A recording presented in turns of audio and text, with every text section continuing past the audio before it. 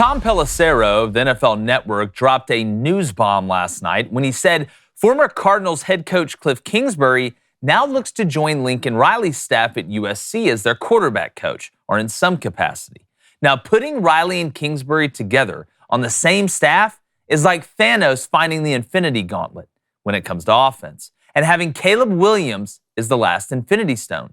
But despite what USC fans or our good friend Colin Cowherd will probably say, this doesn't solve USC's biggest problem. Offense has not been the issue for the Trojans and in Lincoln Riley's career in general.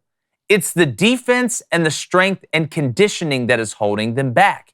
Their championship fate won't be determined on the offensive side of the ball.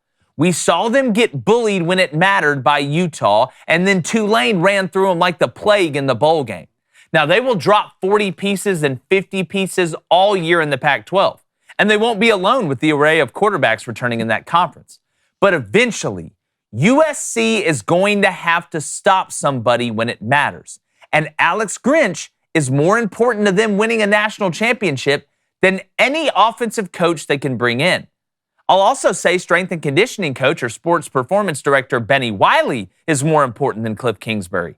He inherited a roster last year that wasn't physically able to hold up. But with some new additions and a full offseason, don't be surprised if you see a more physical version of this USC team. Now, without these two gentlemen doing what they must, it'll just be another year of USC looking like the NBA regular season on defense. David, I'll start with you on this Cliff Kingsbury thing. It's a good thing. I'm not saying this is a bad thing for USC, but when you have the best chocolate ice cream in the world, you probably don't need to make it chocolatier, if that's even a word. You know, maybe you want to work on the vanilla ice cream you're selling. Double fudge? Double fudge. Well, again, we're talking about just run-of-the-mill chocolate ice cream. Lincoln Riley, we know it's Lincoln Riley's offense. We know the way that Lincoln Riley operates. He's going to call the plays. He's basically the quarterback coach. Now, some, I guess, will argue that maybe this is Lincoln wanting to make an adjustment and take a step back to try and, be wholesome to the team and the defense. But that's not his bag. That's Alex Grinch's job. Lincoln Riley's success will be determined by Alex Grinch, who he hired, so therefore, Lincoln Riley's determining his own success. But if Grinch can't get it done this year, and you have Cliff Kingsbury as your quarterback coach wherever they have him, offensive coordinator, whatever you want to call him, I mean, at some point, you've got to get somebody in there that can do it. But I think the strength and conditioning angle is one that people don't talk about enough. Point. Because, look, as a coach, I can put you in position. If you're not strong enough to hit people at the point of attack and be able to get off blocks, if you're not strong enough to be able to stonewall guys and bring them backwards or actually absolutely bring the lumber from the secondary to linebacker position, or you're not fast enough off the edge to get there, it doesn't matter what I call. So I think it's a combination of putting guys in the right position, which I think Alex will do, but the strength and conditioning part is huge. It's a good thing for USC, but this doesn't make them now the favorite to win the national championship. Congrats, you're great on offense. What's changed? Gulliver's not the only one that's back, boys. You know, Cliff Kingsbury is back from Thailand. Yep. He got his fill of Pad See Ew and Tom Yum soup. It was a great time. I'm jealous, but he is back.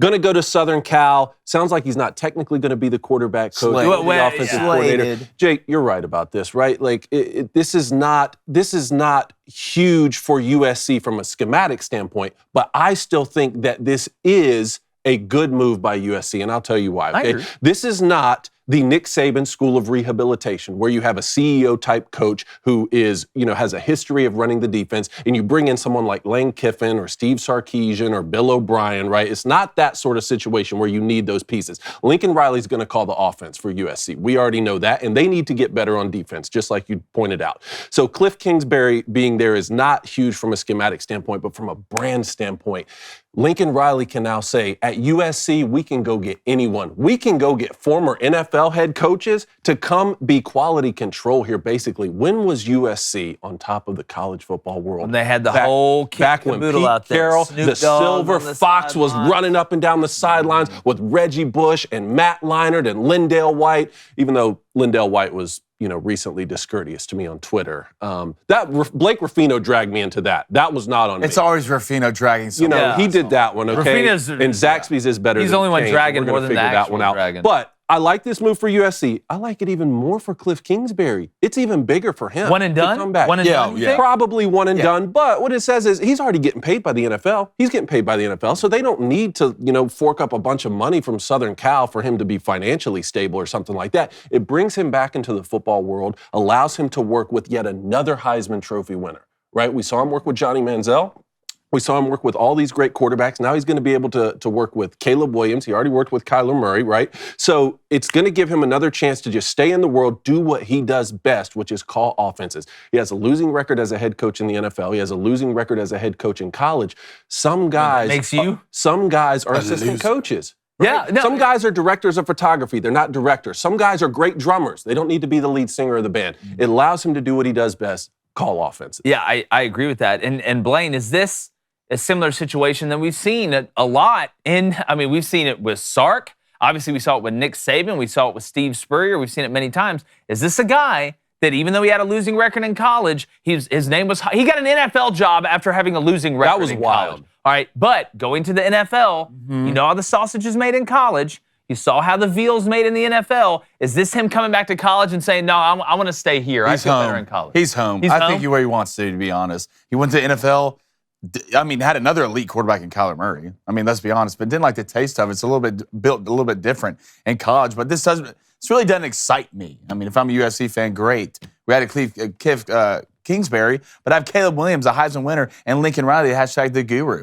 Just think about what really matters to USC, exactly what you said. The games you lost, and even the games you won. You're giving up 40 points plus a game. You had to beat Utah, 47 and 45? You got pushed around, and I don't want to disrespect Tulane because they were a really good football team, but you got pushed around by Tulane up front. It wasn't just Pratt and those skill players. You got, and when it mattered. It's one thing if I sneak you a couple times. It's one thing if I run stunt, you catch me one time and hit me big. It's another thing when you can just line up and run whatever you want. Peanut butter and jelly works, and so does a baguette from a cafe in the middle of Paris or some fancy restaurant. All of it worked for Tulane when it mattered. When I know you've got to have it, and you know you've got to have it, and you can still line up and bully me, that's the problem. That's ripping somebody's manhood out in front of them. That's what it is. And it's not like the Pac-12 got worse, right? No, you added Dion. Oregon State's turning in what Oregon State's going to be, which people are excited about that. But listen to this. You lost 43-42 to Utah.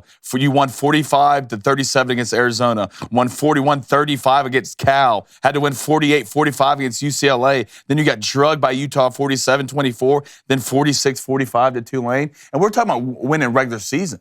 Now, when we talk about USC, what we usually talk about? Championships. If this has happened to you in the Pac-12, I can show you a couple teams down here that'll drop 70 on. We say that, but this may be the best year offensively the Pac-12's had in a long time. I don't know if that defense can survive Michael Penix in Washington with what they're bringing. Or Cam Rising in Utah. Or Jake Delore at Arizona. Eventually, Arizona State's going to figure it out. Bo Nix in Oregon. We know Chip Kelly and UCLA offensively are definitely going to be competent. I can go down the list. This could be the deepest year offensively in the Pac-12 at the quarterback position and just from the skill position in general, per capita, per conference, however you want to put it, that we've seen in a long, long time. So it's going to be interesting. I wanted to just say one more thing before you move on quickly. Did y'all know this was Cliff Kingsbury's second stint at USC? Because I had forgotten this. Clay Helton had hired him in December of 2018 to come be the OC after he got fired from Texas Tech. He left the next month to get the Cardinals job. And I was thinking about it when you said that he got hired to an NFL team after getting fired by Texas Tech. He had 1 month stint as the OC at USC and got out of that contract. I had completely forgotten about that. I had totally forgotten about that as well, but what's going on? Let's go to Texas Ed. Let's do it. All right, he's in Texas, obviously. He says this. Cliff Kingsbury to USC. It's like adding another slice of grilled cheese already on a grilled cheese sandwich. Yeah. And sometimes that's good. It's good, but doesn't make it great. Yeah, look, if I go and order a meal, like a good team, it's like a good meal, right? You got a little bit of everything. You got your entree, your steak, what you're best at. That's offense for USC. But the mashed potatoes better be good enough. The asparagus better be good enough. And right now, USC's mashed potatoes and asparagus isn't good enough to win Restaurant of the Year. Yeah. it's never a bad thing to put good coaches in good spots. It's not. You know, no. like let's say you're in one of those 43, 42 games, right, for the conference championship or something. That extra offensive mind to help you game plan or to help you scheme or maybe to catch something that Lincoln Riley didn't catch when he was prepping, that I think could add some help. But it's not going to matter unless they tighten up the defensive side of the ball. They already know that, and I'm sure they're addressing it. Yeah, again, they've addressed it through the portal and the strength and conditioning. I'm going to keep going back there.